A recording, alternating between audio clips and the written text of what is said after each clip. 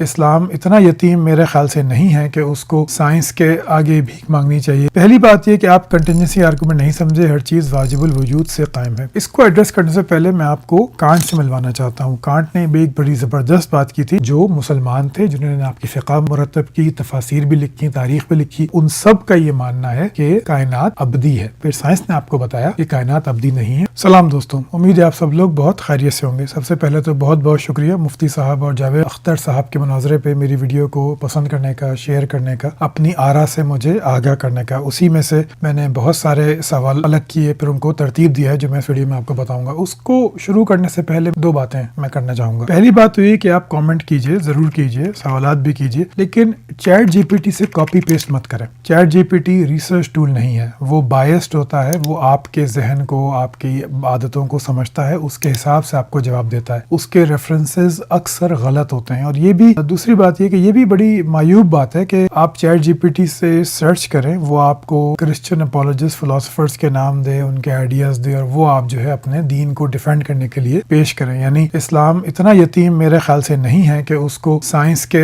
آگے بھیک مانگنی چاہیے یا پھر کرسچن اپولوجسٹ فلاسفرز کے نظریات کے آگے بھیک مانگنی چاہیے۔ کسی ایک نے بھی سید حسین نصر کا نام نہیں لیا، جو اسلامی پیرینل فلسفی کا بہت بڑا نام ہے۔ کسی ایک نے بھی غزالی کا نام نہیں لیا، کسی ایک نے بھی قرآن کی کوئی آیت کوٹ نہیں کی، کسی ایک نے بھی کوئی حدیث مجھے نہیں سنائی، بتائی مجھے کہ کائنات ایسی ہے، خدا ایسا ہے، وغیرہ وغیرہ۔ ہر کوئی باتیں کر رہا ہے، کنٹینجنسی آرگومنٹ اور فزکس اور فلسفہ اور ارسطو کی دلیل، فلانا ڈھماکا۔ اس کا اسلام سے کیا تعلق ہے؟ تو چیٹ جی پی ٹی کو استعمال نہ کریں اور کوشش کیجئے کہ اپنی سورسز پر توجہ دیں۔ یہ ساری محنت کا مقصد صرف یہی ہے کہ عام مسلمان جو ہیں وہ اپنی کتابوں کی طرف جائیں، ان کو کھول کے دیکھیں، تب ان پہ حقیقت واضح ہوگی۔ نہیں تو پھر آپ ایک ایسی چیز ڈیفینڈ کر رہے ہیں جس کو شعوری طور پہ آپ بھی نہیں جانتے، بس آپ مسلمان پیدا ہو گئے تو اس کا ڈیفینس آپ کے اوپر فرض ہے۔ چلیے خیر، ان چند باتوں کے بعد شروع کرتے ہیں آج کے سوالات پہ۔ میں نے یہ 5-6 سوالات جمع کیے ہیں جس میں امید ہے کہ 99% کامنٹس میں جو اعتراضات ہیں ان کا جواب آ جائے گا۔ آپ کنٹینجنسی آرگومنٹ نہیں سمجھے، ہر چیز واجب الوجود سے قائم ہے۔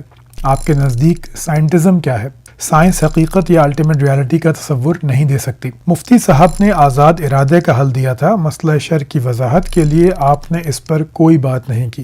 فزکس میں ایک بھی تھیوری نہیں ہے جو کائنات کو ابدی کہے، تو پھر آپ مادے اور انرجی کو ابدی کیسے کہہ سکتے ہیں؟ تو ان کا ایک ایک کر کے جائزہ لیتے ہیں۔ پہلی بات یہ کہ آپ کنٹینجنسی آرگومنٹ نہیں سمجھے، ہر چیز واجب الوجود سے قائم ہے۔ اس کو ایڈریس کرنے سے پہلے میں آپ کو کانٹ سے ملوانا چاہتا ہوں۔ کانٹ نے ایک بڑی زبردست بات کی تھی جو میں پڑھتا ہوں آپ کے سامنے۔ Thoughts without content are empty, intuitions without concepts are blind.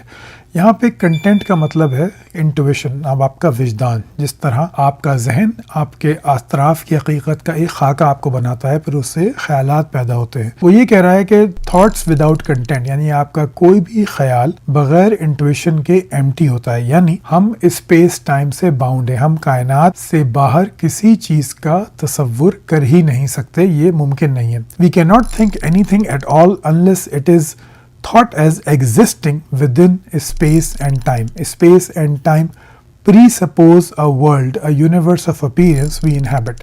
In other words, thinking itself requires a world structure.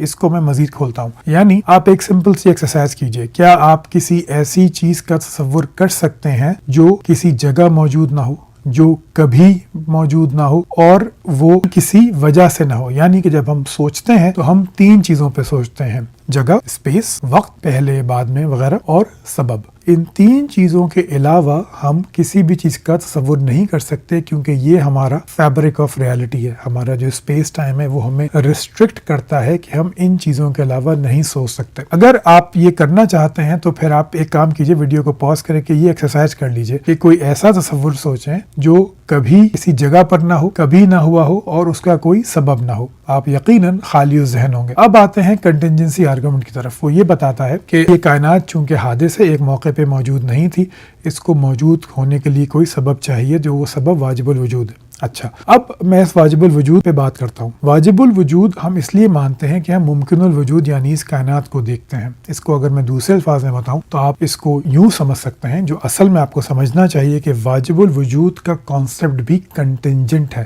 واجب الوجود کا کانسیپٹ بھی کنٹینجنٹ ہے کائنات کے اوپر، ایک ممکن الوجود کے اوپر۔ بتایا جاتا ہے کہ چونکہ انفائنٹ ریگریس نہیں ہو سکتی، اس لیے کنٹینجنسی جو ہے وہ ایک کازیلٹی اور کنٹینجنسی اس کائنات کا پارٹ ہے، لہٰذا اس کائنات کا بھی کوئی کاز ہونا چاہیے۔ واجب الوجود ایسا ہے جو خود سے قائم ہے، اس کو کسی دوسری چیز کی ضرورت نہیں ہے، لیکن وہ واجب الوجود اپنا وجود ممکن الوجود کے بغیر ثابت نہیں کر سکتا۔ یعنی اگر آپ سوچ کے دیکھیے ایک ایسا تصور جو کہ وقت سے پرے ہو، جو کہ کسی وجہ کے بغیر بھی ہو، جو کہ اسپیس میں بھی نہ ہو، تو آپ کوئی تصور نہیں کر پائیں گے۔ واجب الوجود وہ تصور ہے۔ واجب الوجود مجبور ہے، ڈیپینڈ کرتا ہے، کنٹینجنٹ ہے کائنات کے اوپر۔ آپ کائنات کو ہٹا دیجئے، واجب الوجود حقیقت رکھنا ختم کر دے گا۔ تو واجب الوجود بھی کنٹینجنٹ ہی ہے، وہ نان کنٹینجنٹ نہیں ہے۔ یہ صرف لفاظی ہے جو آپ کو کنفیوز کرتی ہے۔ تو اگر ہم کائنات کو ہٹا کر دیکھیں تو خدا کا کوئی وجود موجود نہیں ہوتا۔ ایک ضعیف حدیث ہے، جو بلکہ ضعیف نہیں، موضوع حدیث بھی ہے، کہ اللہ تعالیٰ ایک چھپا ہوا خزانہ تھا، اس نے چاہا کہ وہ جانا جائے اور تو اس نے یہ کائنات بنائی۔ یہ اسی وجہ سے حدیث گھڑی گئی کہ انسان یہ سمجھ چکا تھا کہ کائنات کو ہٹا کر وہ خدا کے وجود کی کوئی بات نہیں کر سکتا۔ تو واجب الوجود کا کانسیپٹ بھی نان کنٹینجنٹ نہیں ہے۔ نان کنٹینجنٹ چیزیں کیا ہوتی ہیں؟ دو مثالیں دیتا ہوں میں آپ کو۔ ایک ہے میتھمیٹکس، وہ کسی چیز بھی کنٹینجنٹ نہیں ہے، کائنات ہو یا نہ ہو، 2+2 4 رہیں گے، 3+1 بھی 4 رہیں گے، 10-6 بھی 4 رہیں گے، یعنی میتھمیٹکس موجود رہے گی۔ میتھمیٹکس ریئل ہے، ہم روزانہ اس کا تجربہ کرتے ہیں۔ دوسرا ہے منطق یا لاجک، اس کے قوانین بھی نان کنٹینجنٹ ہے، وہ ہمیشہ موجود رہیں گے چاہے کائنات ہو یا نہ ہو۔ لیکن یہ دونوں کانسیپٹ ایبسٹریکٹ ہیں، اور ان دونوں کانسیپٹ کی اپلیکیشن ہماری اس دنیا میں، اس کائنات میں موجود ہے۔ اس لیے ہم گواہی دے سکتے ہیں کہ منطق کے قوانین، میتھمیٹکس کے قوانین نان کنٹینجنٹ ہیں مگر ریالٹی ہیں، جبکہ خدا کا کانسیپٹ جو ہے، واجب الوجود کا کانسیپٹ ہے، وہ نہ تو نان کنٹینجنٹ ہے نہ وہ ریالٹی ہے۔ جب ہم یہ کہتے ہیں کہ وہ ریالٹی نہیں ہے، اس کا مطلب یہ ہوتا ہے کہ جو واجب الوجود کا کانسیپٹ ہے، کائنات سے باہر ہے، مکمل ساکن ہے، تو وہ نہ دعائیں سن سکتا ہے، جیسے میں نے پہلے ویڈیو میں بتایا، نہ وہ کوئی اور کام کر سکتا ہے۔ اس پہ تمام مادی خصوصیات، سننا، دیکھنا، دعائیں سننا، انٹروین کرنا، دخل اندازی کرنا انسانی معاملات میں، کائناتی معاملات میں، یہ ساری کائناتی پراپرٹیز ہیں جو آپ کائنات سے لے کے واجب الوجود کے میٹا فزیکل کانسیپٹ پہ آپ ڈال دیتے ہیں اس کو اپنا خدا بنانے کے لیے۔ واجب الوجود اللہ تعالیٰ بھی ہے، واجب الوجود جیسس کرائسٹ بھی ہے، واجب الوجود ہولی اسپرٹ بھی ہے، واجب الوجود کرشنا بھی ہے، واجب الوجود میتریا بھی ہے،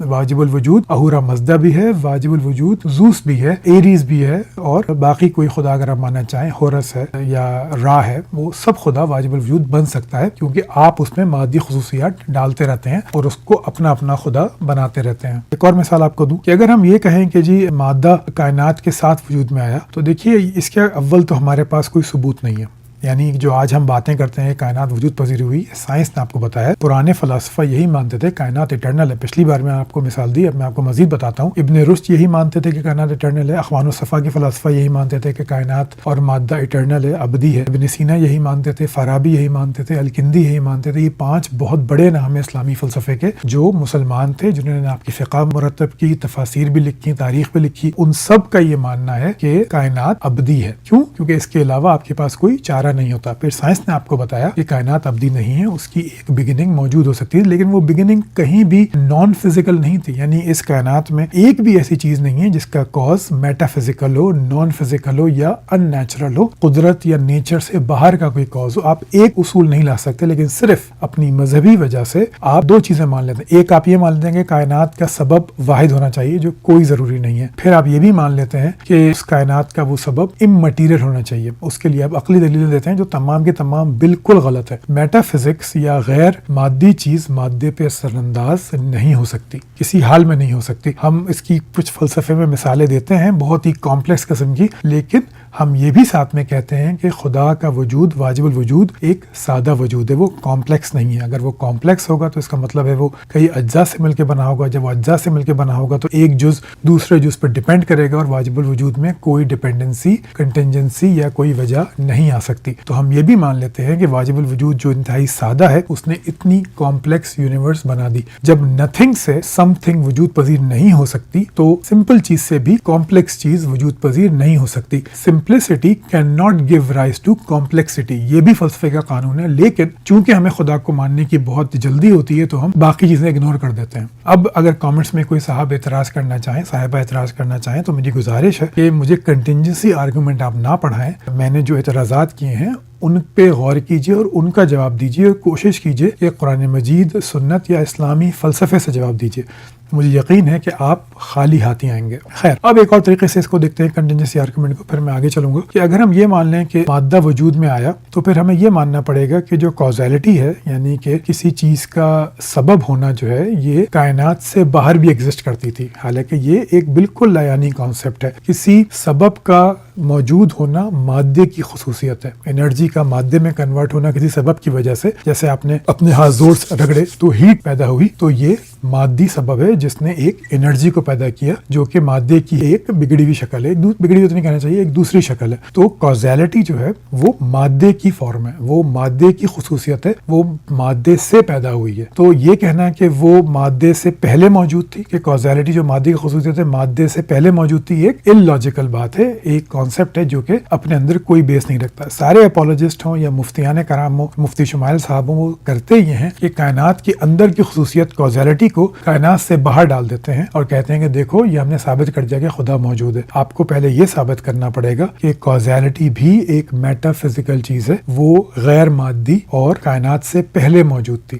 تو ناممکن بات ہے. چلیے میں اب ختم کرتا ہوں اس آرگومنٹ کو یہاں پہ اور آگے چلتے ہیں. اگلا سوال یہ کہ آپ کے نزدیک سائنٹزم کیا ہے؟ سائنٹزم کی ڈیفینیشن یہ ہوتی ہے کہ جو بھی کچھ ہے وہ سائنس ہے، یعنی کہ انسان کا جو سبجیکٹو ایکسپیرینس ہے، ذائقہ ہے، محبت ہے، نفرت ہے، اچھائی ہے، برائی ہے، یہ سب چونکہ سائنٹیفک نہیں ہے اس لیے غلط ہے. میں سائنٹزم کو بالکل نہیں مانتا. سائنٹزم ایک جھوٹ ہے، ایک غلو ہے. جس طرح آپ رسول اللہ کی ذات میں غلو کر کے اس کو اللہ سے ملا دیتے ہیں کہ مستوی عرش تھا جو خدا ہو کر اتر پڑا مدینے میں مصطفیٰ ہو کر. یہ احمد رضا خان بریلوی صاحب کا شعر ہے. تو یہ غلو ہے کہ آپ نے سائنس کو سائنٹزم بنا دیا. میں سائنٹزم کو سمجھتا بھی ہوں اور میں سائنٹزم کا انکاری بھی ہوں. آگے چلتے ہیں. اب سوال یہ ہے کہ سائنس حقیقت یا الٹیمیٹ ریالٹی کا تصور نہیں دے سکتی. یہ بات بالکل ٹھیک ہے، لیکن پہلی سوال یہ پیدا ہوتا ہے کہ آپ کو یہ کیسے معلوم ہوا کہ الٹیمیٹ ریالٹی موجود ہے اور وہ نان فزیکل ہے یا وہ میٹا فزیکل ہے؟ یہ آیا آپ کے پاس مذہب سے. مذہب سے پہلے میتھولوجی سے. دیکھیے، جب انسان نے سوچنا شروع کیا تو پہلے اس نے میتھولوجیز ڈیولپ کی.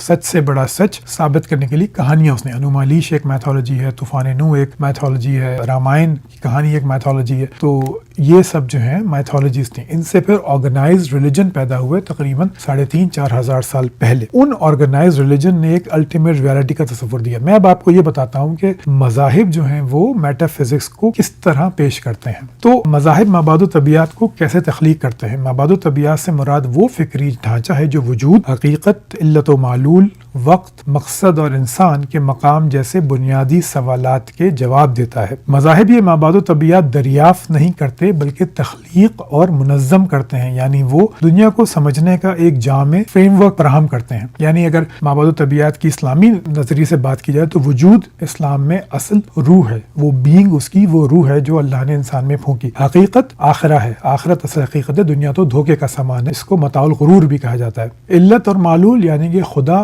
ہر چیز کے پیچھے فاعل حقیقی ہے. وقت انسان کا لمیٹڈ ہے جو دنیا میں دیا گیا اور اس پہ ابدی پھر ایک اس کو جزا و سزا دی جائے گی. اس کا مقصد عبادت ہے. میں نے انسانوں اور جنوں کو پیدا کیا اپنی عبادت کے لیے، اور انسان کا مقام یعنی اشرف المخلوقات کے ہم مسجود ملائک ہیں. تو یہ میٹا فزکس ہے جو اسلام نے ہمیں دی. آگے چلتے ہیں. بنیادی مفروضات، فاؤنڈیشنل ازمپشنز کیا ہوتی ہیں؟ ہر مذہب چند غیر ثابت شدہ مگر مرکزی مفروضات قائم کرتا ہے. کائنات حادث ہے یا ازلی ہے، حقیقت مادی ہے یا ماورائی ہے، خدا ذاتی ہے یا غیر شخصی ہے.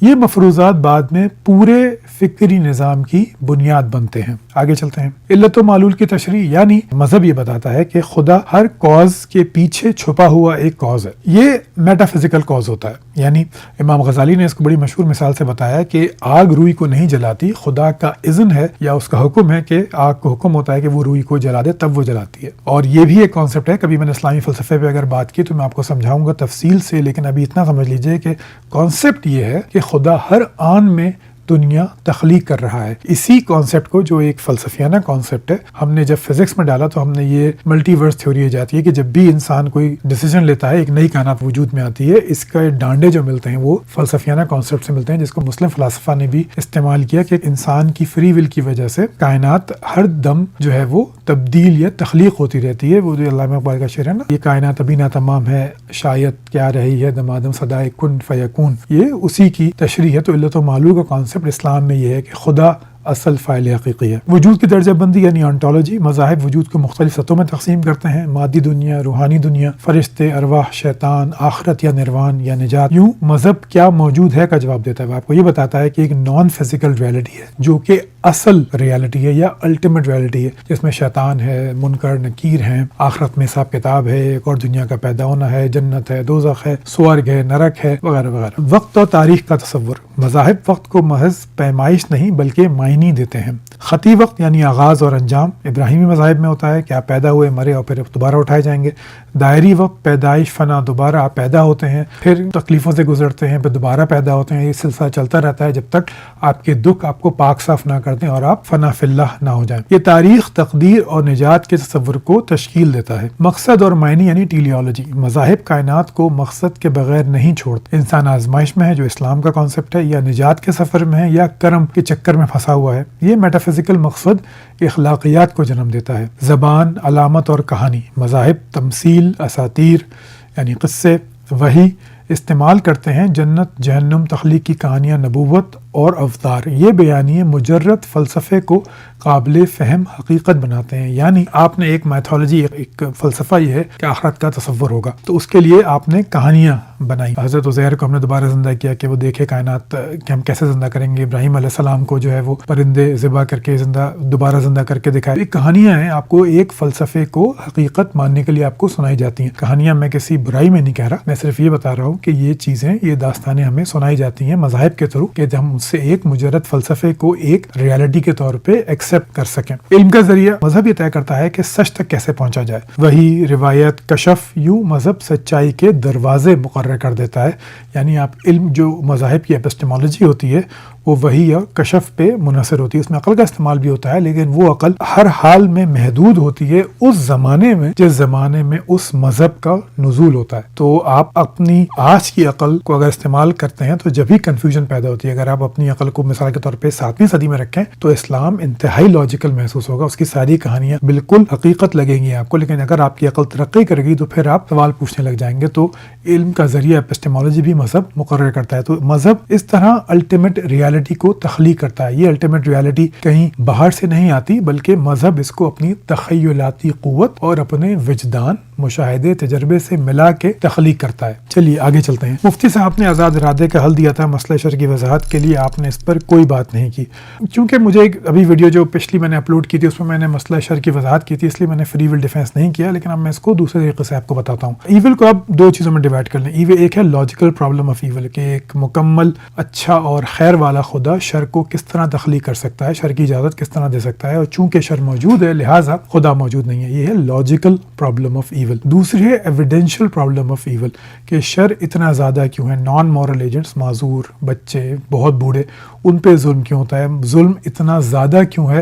اگر امتحان کا کانسیپٹ بھی لیں جو میں نے ایک اور ویڈیو میں آپ کو تفصیل سے سمجھایا تھا۔ لاجیکل پرابلم آف ایول کا آنسر دیا ہے کرسچن اپولوجسٹ نے۔ اس میں ایک بڑی مشہور تھیوری ہے ایلون پلیٹنگا کی، جو چرچ کی طرف سے مقرر کیے گئے تھے کہ وہ ملحدوں کو جواب دیں۔ اب وہی پوزیشن ہولڈ کرتے ہیں یا نہیں آئی ڈونٹ نو، لیکن پہلے ان کے پاس تھی۔ تو انہوں نے ایک تھیوری دی ٹرانس ورلڈ ڈیپریوٹی۔ اس نے کہا کہ آپ تمام یہ سوچئے کہ خدا انسان کو آزاد ارادہ اگر دے کے تخلیق کرے تو وہ جتنی بھی دنیا آپ تصور کر لیں، جہاں بھی انسان کے پاس ارادہ ہوگا وہاں پہ یہ ناممکن ہے کہ وہ کبھی شر کا ارتکاب نہ کرے۔ لہٰذا چونکہ خدا نے انسان کو فری ول دی، وہ روبوٹ نہیں بنا سکتا تھا انسان کو، تو کسی بھی دنیا میں آپ چلے جائیں انسان کم سے کم ایک بار شر کا ارتکاب ضرور کرے گا۔ لہٰذا خدا کی موجودگی اور شر کی موجودگی میں منطقی تضاد نہیں ہے۔ یہ ایک اچھا جواب ہے لاجیکل پرابلم آف ایول کا، لیکن اس سے جو ایویڈینشیل پرابلم آف ایول ہے اس کا کوئی جواب نہیں ملتا۔ اس کی میں آپ کو ایک اور مثال دوں کہ اگر ہم اپنی دنیا کو دیکھیں تو ہم اپنی دنیا میں اپنی آزادی کو ریسٹرکٹ کرتے ہیں، قوانین بناتے ہیں، ٹریفک لاز بناتے ہیں، اینٹی ریپ لاز بناتے ہیں، چوری چکاری کے لاز بناتے ہیں کہ آپ نہیں کر سکتے، یعنی ہم انسان کی فری ول کو ریسٹرکٹ کرتے ہیں۔ اس کو دھیان میں رکھتے ہوئے ولیم رو جو ایک ایتھیسٹ فلاسفر ہے، اس نے ایک سوال اٹھایا کہ کیا یہ ممکن ہے کہ خدا ایسی دنیا بنائے جس میں انسان کی فری ول موجود ہو لیکن بیجا اذیت موجود نہ ہو؟ اس کا جواب ہے کہ ایسا بالکل ممکن تھا، کیوں ممکن تھا؟ کیونکہ ایسی دنیا آج انسانوں نے بنائی ہے صدیوں کے ظلم و ستم کے بعد. اس نے اپنی دنیا خود بنائی جس میں وہ قوانین بناتا ہے, لوگوں کی فری ول کو ریسٹرکٹ کرتا ہے شر کو روکنے کے لیے. خدا بھی یہ کر سکتا تھا جبکہ وہ ایسا نہیں کرتا. جب وہ نہیں کرتا تو یہ بہت زبردست دلیل ہے کہ خدا موجود نہیں ہے. یہ فری ول ڈیفنس جو ہے جس کو کئی لوگ انہوں نے پیش کیا کامنٹس میں چیٹ جی پی ٹی سے پوچھ کر, وہ صرف لاجیکل پرابلم آف ایول کا جواب دیتا ہے, وہ ایویڈینشیل پرابلم آف ایول کا جواب نہیں دیتا. اس کے بعد اس کا ایک ضمنی سوال پلیٹو پر بھی آ جاتا ہے کہ جی پلیٹو کی جو پرابلم تھی جو آپ نے بتائی وہ بھی حل ہو گئی, یعنی کہ خدا کی جو فطرت ہے, گاڈز نیچر ایکسپلینیشن اس کو کہا جاتا ہے, وہ جواب دیتی ہے کہ اخلاقیات جو ہے وہ خدا آربیٹری نہیں ہے بلکہ وہ خدا کی فطرت کا ظہور ہے. یہ صرف لفاظی ہے. میں آپ کو پڑھ کے بتاتا ہوں کہ یہ مطلب کیا ہے. خدا کی فطرت پر مبنی حل یا گاڈز نیچر سولوشن. بنیادی دعویٰ, خدا کی ذات خیر محض ہے, خدا کی فطرت عادل مہربان حکیم محبت کرنے والی ہے, لہٰذا خدا نیکی ایجاد نہیں کرتا, خدا نیکی کو دریافت بھی نہیں کرتا, بلکہ نیکی خدا کی فطرت کا اظہار ہے. یہ حل اصل مسئلہ حل نہیں کرتا, یہ صرف جگہ بدلتا ہے. اگر نیکی خدا کی فطرت ہے تو سوال پھر بھی باقی رہتا ہے کہ کیا خدا کی فطرت اچھی ہے کیونکہ وہ اچھی ہے, یا اچھی اس لیے ہے کیونکہ وہ خدا کی فطرت ہے. یعنی وہ ڈائلاما واپس آ جاتا ہے, آپ نے خدا کے حکم کی جگہ آپ نے فطرت رکھ دی. اس سے کچھ بدلتا نہیں بلکہ اس سے اخلاقی معیار ختم ہو جاتا ہے. اگر خدا ہی معیار ہے تو ہم کیسے کہہ سکتے ہیں کہ کوئی بات اچھی ہے یا بری ہے؟ ہم خدا کو, جیسے میں نے پہلے بھی عرض کیا تھا, کہ جب بھی ہم خدا کی نیچر کو بیچ میں لے آتے ہیں تو اس سے ہوتا یہ کہ ہم پھر خدا پہ سوال نہیں اٹھا سکتے. ہمارے پاس وہ پیرامیٹر ہی ختم ہو جاتا ہے کہ جس سے آپ کسی چیز کی اچھائی یا برائی کا فیصلہ کر سکیں. یعنی ہم یہ سوال پھر نہیں کر سکتے کہ اگر خدا نے طوفان نوح میں نان مورل ایجنٹس کو ڈبو دیا تھا تب بھی وہ مہربان ہے. اگر خدا نے ایک ماں کے بچے کو مار دیا اپنی آخرت کی نالج کی وجہ سے, جو سورہ کہف میں بیان ہوا ہے حضرت خضر کا قصہ, تب بھی خدا مہربان ہے. ہم یہ پھر خدا پر ججمنٹ نہیں کر سکتے. تو یہ حل جو ہے یہ کوئی حل پیش نہیں کرتا. گاڈز نیچر یہ صرف لفظوں کو بدل دیتا ہے, حقیقت اس سے نہیں بدلتی. اچھا, اب آخری سوال میں لیتا ہوں کہ فزکس میں ایک بھی تھیوری نہیں جو کائنات کو ابدی کہے, تو پھر آپ مادے اور انرجی کو ابدی کیسے کہہ سکتے ہیں؟ یہ بات درست ہے اور نہیں بھی. اس کی ایک مثال میں آپ کو دیتا ہوں. یہ بورڈ گوتھ ویلنکن تھیورم, یہ 3 فزسسٹ تھے, انہوں نے یہ تھیورم پیش کیا, BGV تھیورم اسے کہا جاتا ہے. یہ بتاتا ہے کہ پاسٹ انفینٹ نہیں ہو سکتا, یعنی کہ اسپیس ٹائم کو ہم انفینٹلی اسٹریچ نہیں کر سکتے, اس کی کوئی نہ کوئی اسپیس ٹائم باؤنڈری ہونی چاہیے. اسپیس ٹائم باؤنڈری کو لوگوں نے یہ سمجھ لیا کہ اس کا مطلب یہ ہے کہ اس کائنات کا ایک آغاز ہے. دیکھیے یہ فزکس کا تھیورم ہے جو بہت ساری چیزوں کو اگنور کرتا ہے. یہ صرف ایکسپینشن کو دیکھتا ہے. یہ جو بیچ میں آپ کو نظر آ رہے ہیں ایلن گوتھ صاحب, یہ انفلیشن تھیوری کے موجد ہیں, انہوں نے یہ تھیوری پیش کی, اٹرنل انفلیشن کی تھیوری انہوں نے پیش کی. تو یہ صرف انفلیشن کی بات کرتا ہے, یہ کسی فورس کی بات نہیں کرتا, یہ آئنسٹائن کی فیلڈ ایکویشنز کی بات نہیں کرتا, یہ کوانٹم میکینکس کو نہیں لاتا اس کے اندر. تو میتھمیٹیکلی صرف یہ ثابت کرتا ہے کہ پیچھے ایک اسپیس ٹائم باؤنڈری ہونی چاہیے جہاں پہ ہمارا جو کلاسیکل اسپیس ٹائم ہے, آئنسٹائن کا اسپیس ٹائم ہے, وہ کولیپس کر جائے. یہ میتھمیٹیکل تھیورم ہے. اس کے علاوہ میں آپ کو بتاؤں ایک تھیوری ہے big bounce theory. Big bounce theory یہ کہتی ہے, یہ کوانٹم لوپ گریوٹی اور اسٹرنگ تھیوری سے یہ تھیوری پیدا ہوئی ہے, بگ باؤنس تھیوری. یہ کائنات سکڑتی رہی پھر اٹ باؤنسڈ, وہ پھیلنا شروع ہوئی اور یہ والی کائنات وجود میں آ گئی. یعنی کہ کائنات ایک سائیکل سے گزرتی ہے کہ وہ ابھی پھیل رہی ہے, پھر وہ سکڑنا شروع ہو جائے گی اور پھر وہ دوبارہ ایکسپینڈ کر جائے گی. ہم ابھی ایکسپینشن فیز کے اندر ہیں تو ہم کائنات کو ایسے دیکھ رہے ہیں. اس میں کائنات سائنٹیفکلی طور پہ اٹرنل ثابت ہو جاتی ہے, لیکن صرف میتھمیٹکس کے تھرو. اس میں بھی اٹرنیٹی جو فلسفیانہ اٹرنیٹی ہے, فزکس میں اٹرنیٹی کا مطلب کچھ اور ہوتا ہے, بلکہ اس کو ہم انفینٹی کہتے ہیں, اس کی بھی بہرحال ایک لمٹ ہوتی ہے. تو بگ باؤنس تھیوری آپ کو یہ بتاتی ہے کہ سائیکلکل یونیورس سے ایکسپینشن اور کنسٹرکشن سے وہ گزرتی ہے, جبکہ BGV تھیورم میں آپ کو صرف یہ بتاتا ہے اسپیس ٹائم کے بارے میں کہ اسپیس ٹائم پیچھے جا کے انفینٹ نہیں ہو سکتا, وہ کہیں نہ کہیں بریک ضرور ہوگا. یعنی اسپیس ٹائم ممکن ہے بگ بینگ سے پہلے بھی موجود رہا ہو. تو فزکس میں یہ کہنا کہ کوئی تھیوری ایسی نہیں ہے جو کہ ابدی نہ کہے, یہ درست بات نہیں ہے. آپ سائنٹیفک جب سائنٹسٹ باتیں کرتے ہیں تو وہ اس کو عام الفاظ میں بیان کرتے ہیں. اس کا مطلب یہ نہیں ہوتا کہ وہ واقعی ان کی سائنس بھی ان کو یہ بتا رہی ہے. یعنی جو تینوں سائنٹسٹ ہیں یہ ایتھیسٹ ہیں, یہ کوئی بھی خدا کو نہیں مانتا. تو ان کی بیس پہ اس میں جو یہ الیگزینڈر ویلنکن ہیں یہ ایگنوسٹک جو ہیں مثال کے طور پہ, تو یہ کوئی بھی خدا کو نہیں مانتے. تو یہ کہنا کہ جی سائنٹیفک تھیوری نہیں ہے تو پھر وہ تو ایمان لائے نہیں, تو آپ ان کی تھیوری کی بنیاد پہ اپنا خدا کیسے ثابت کر سکتے ہیں؟ چلیے میں یہاں پہ ختم کرتا ہوں. ویڈیو دوبارہ سے بہت لمبی ہو گئی, معذرت. اس کے لیے گزارش یہی ہے کہ شیئر کیجیے, سبسکرائب کیجیے اور مجھے بتائیے کہ کہاں میں غلط ہوں, اور میں اپنی پوری کوشش کروں گا کہ آپ تک صحیح معلومات پہنچا سکوں. اپنا خیال رکھیے گا. اللہ حافظ.